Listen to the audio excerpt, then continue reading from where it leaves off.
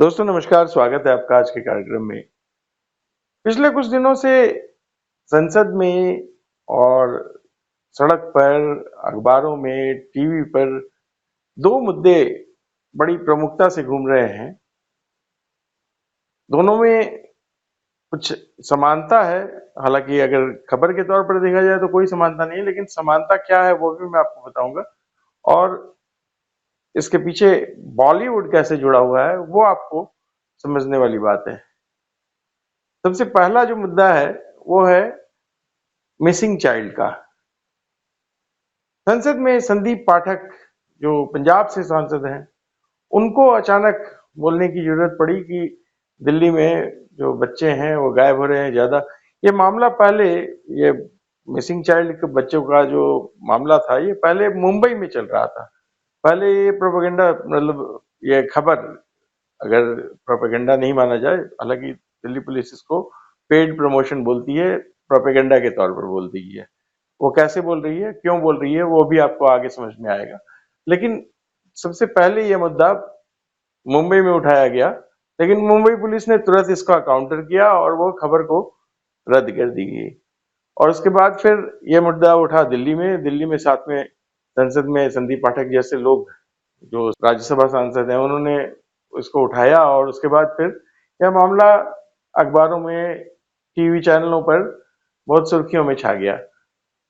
Delhi police ने इस पर जवाब दिया कि यह एक पेड प्रमोशन है। क्यों? उसके पीछे, हालांकि दिल्ली पुलिस ने नाम नहीं स्पष्ट किया, लेकिन उसके पीछे जो कारण है वो है अभी हाल में रिलीज हुई बॉलीवुड की फिल्म, जो रानी मुखर्जी की फिल्म है मर्दानी। उस पर पहले मैं बाद में आऊंगा, पहले दिखाता हूं आपको कि ये खबरें कैसे दिल्ली पुलिस के ट्विटर हैंडल पर और उससे पहले टीवी चैनल्स पर, उससे पहले संसद में कैसे कैसे उठी। यह है संदीप पाठक, जिन्होंने संसद में इस खबर को उठाया। देखिए उन्होंने क्या कहा है। Honourable chairman sir, Delhi police ने आरटीआई के एक डेटा में इन्फॉर्म किया कि 2024 में लगभग 6000 बच्चों मिसिंग हो गए, उनकी उठाईगिरी हो गई या किसी भी तरीके से वो मिसिंग हो गए। ऑनरेबल चेयरमैन सर, ये सिर्फ 2024 की बात नहीं है, आप साल दर साल देखते जाएंगे तो 6000, 7000 बच्चे मिसिंग होते जा रहे हैं। इसमें 72% जो मिसिंग हो रहे हैं बच्चे, वो गर्ल चाइल्ड है। उसके बाद फिर इस मुद्दे को आम आदमी पार्टी के ही, ये संदीप पाठक आम आदमी पार्टी के सांसद हैं और आम आदमी पार्टी के ही दूसरे एक नेता हैं सौरभ भारद्वाज, दिल्ली के पुराने पूर्व विधायक हैं, तो उन्होंने भी इस मामले को उठाया और उसके बाद फिर प्रेस कॉन्फ्रेंस में बाकायदा आम आदमी पार्टी के उन्होंने कहा। उसके बाद फिर कई सारे चैनलों में लोगों ने रिएक्शन देना शुरू किया। दिल्ली पुलिस ने इसको कहा कि यह एक पेड प्रमोशन है। दरअसल जो मर्दानी फिल्म आई है रानी मुखर्जी की, उसमें देखिए कि कितनी समानता है। पिछले 3 महीनों में जितनी बच्चियां देश में गायब हुई है, सबकी लिस्ट निकालो। मर्दानी भी इसी मुद्दे पर फिल्म है और मर्दानी के ठीक पहले यह बात उठाई जाती है। यह बात संसद में उठती है, टीवी चैनल्स में उठती है। आपको याद होगा कुछ साल पहले, मतलब बॉलीवुड हमेशा कैसे जो अपनी फिल्मों के आने से पहले मामले को गरमाता है, वो बताऊं कि कुछ साल पहले अमिताभ बच्चन ने ट्वीट किया था कि उनकी नातिन जो है वो कुछ अपने मन से कपड़े पहनना चाह रही है और लोग उसको रिएक्ट कर रहे हैं। उस पर उन्होंने अपनी प्रतिक्रिया जाहिर की थी। उस पर पूरी बहस शुरू हो गई, पूरे देश में पूरे जो इंटेलेक्चुअल क्लास है उस पर बहस करने लगा कि लड़कियों को क्या पहनना चाहिए, क्या नहीं पहनना चाहिए, इसको डिसाइड करने वाले कौन होते हैं हम लोग। लेकिन इसके जस्ट बाद अमिताभ बच्चन की फिल्म आती है और उसमें इसी मुद्दे को उठाया जाता है और यही मुद्दा उस समय वो लोकप्रिय हो जाता है। वो फिल्म बहुत साधारण चली, बहुत अच्छी नहीं चली, लेकिन मर्दानी की ये तीसरी सीरीज है बेसिकली। फिल्म पर आऊं तो ये आदित्य चोपड़ा हैं, उनकी पत्नी है रानी मुखर्जी। रानी मुखर्जी पहले से अभिनेत्री थी, लेकिन 2014 में उन्होंने आदित्य चोपड़ा की दूसरी पत्नी बनी। वो आदित्य चोपड़ा ने उससे पहले तलाक ले लिया था। और आदित्य चोपड़ा की जो जब 2014 में पत्नी बनी उस समय एक मर्दानी फर्स्ट आई थी, करीब 24 करोड़ के आसपास की लागत थी और 60 करोड़ के आसपास का बिजनेस किया था। ये बहुत अच्छी फिल्म थी, बहुत हिट हुई थी फिल्म।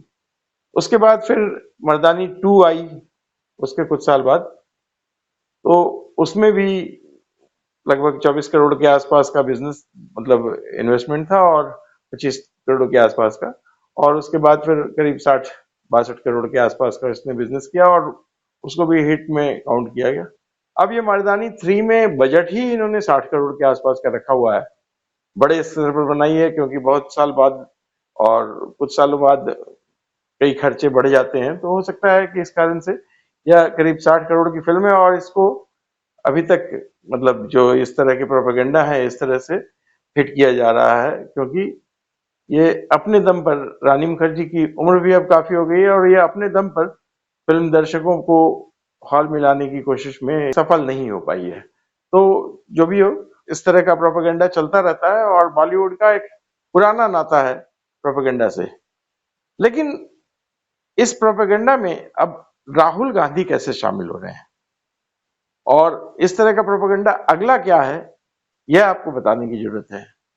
आपने देखा होगा कि राहुल गांधी ने अभी हाल में संसद में एक अनपब्लिश्ड बुक लेकर, जो नरवणे साहब जो पूर्व थल सेनाध्यक्ष थे उन्होंने एक किताब लिखी थी, उसके अनपब्लिश्ड बुक लेकर, हालांकि कुछ लोग कह रहे हैं कि यह बुक पब्लिश हुई थी उसके बाद रोक लगा दी गई, खैर रोक लगा दी गई, वैसी बुक लेकर वो संसद में हाजिर होते हैं और उसके पीछे उसमें क्या क्या गलवान की लड़ाई में क्या क्या हुआ था और उस बारे में सारे के सारे घटनाएं नरवणे साहब की जुबानी ये संसद में ये उद्धृत करते हैं।